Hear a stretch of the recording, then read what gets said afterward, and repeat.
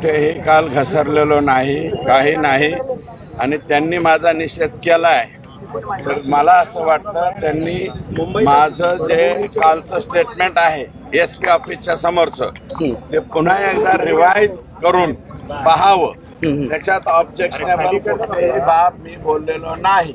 माझं मत असं आहे की मी माफी काही मागणार नाही आणि हा विषय कृपया इलेक्ट्रॉनिक मीडियाला हात जोडून पाया पडून विनंती, संतोष देशमुखच्या खुनाचा जो प्रकार झालेला आहे अतिशय निर्घृणपणे अमानवी आणि अतिशय चुकीच्या पद्धतीने खून केलेला आहे। या खून प्रकरणावरून तुम्ही कोणीकडे बी हिरोईनकडे ढकलू नका।